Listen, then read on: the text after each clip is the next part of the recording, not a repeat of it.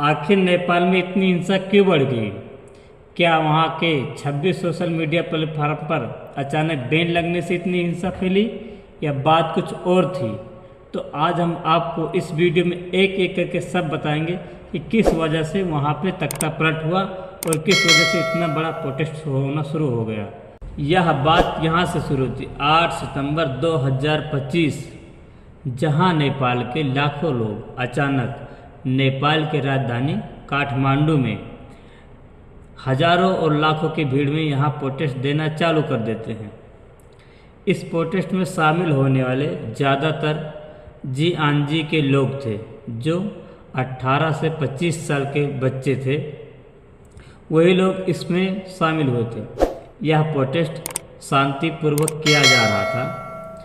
तभी इस प्रोटेस्ट को रोकने के लिए वहाँ की सरकार अचानक पुलिस बल का प्रयोग करती है ताकि इस प्रदर्शन को रोका जाए। पुलिस बल ने प्रोटेस्ट को रोकने के लिए वाटर कैनल का प्रयोग करती है और कई राउंड रबर की गोलियों का भी फायरिंग करती है और आंसू गैस भी छोड़ जाते हैं। तभी अचानक वहाँ पे हिंसा कुछ और ही बढ़ जाती है और वहाँ के प्रोटेस्टनकारी अचानक संसद में घुसने की कोशिश करने लगते हैं। तभी अचानक पुलिस ने जहाँ रबड़ की गोलियों की फायरिंग हो रही थी, वहीं अब वो बुलेट की गोलियों का फायरिंग शुरू कर देती है, जिसमें करीब 20 से 21 बच्चों की तो मौके पर ही मौत हो जाती है और करीब 300 से ज़्यादा बच्चे घायल हो जाते हैं। अब यहाँ से हिंसा एक अलग ही मोड़ ले लेती है।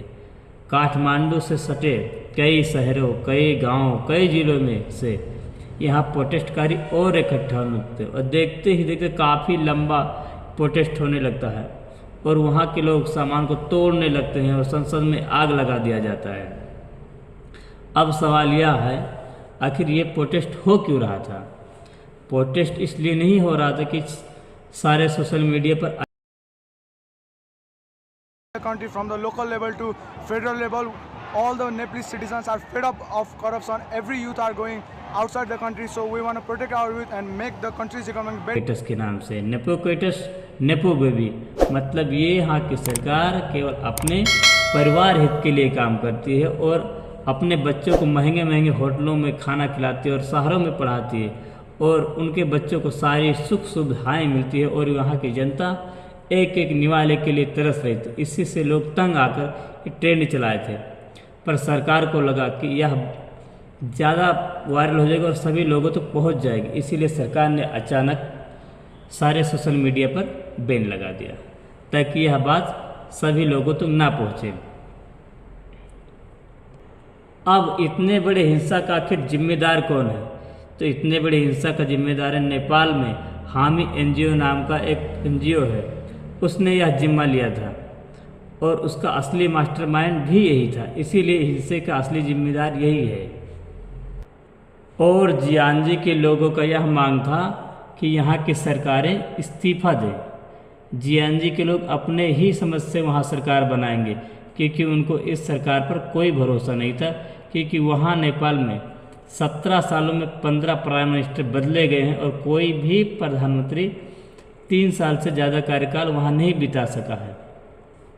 इसीलिए ये प्रोटेस्ट इतना लंबा हुआ और आगे जो हुआ वो आप देख ही सकते हो। अब उनका अगला प्रधानमंत्री कौन होगा, वो लोग किसको चुनेंगे, अब ये नेपाल के ही लोग डिसाइड करेंगे। सुनने में यह आ रहा था कि वहाँ के बरेंद्र शाह हैं, उन्हीं को प्रधानमंत्री बनाया जाएगा। अब देखो वो उसको बनाते हैं कि किसको बनाते हैं, वो तो नेपाल के ऊपर डिपेंड करता है। पर इससे हर सरकार को एक बात सीख लेनी चाहिए कि किसी भी चीज़ पे इतना तानाशाही मत करो कि वो ऐसा हिंसा करने पे मजबूर हो जाए और आपको देश छोड़ने तक की मजबूरी आ जाए। क्योंकि नेपाल में प्राइम मिनिस्टर को भागने तक का टाइम नहीं दिया गया, वो अचानक हेलीकॉप्टर में बैठ के भाग गए और वहाँ के विदेश मंत्री प्राइम मिनिस्टर को गटर में दौड़ा दौड़ा कर मारा गया और वहाँ के मीडिया को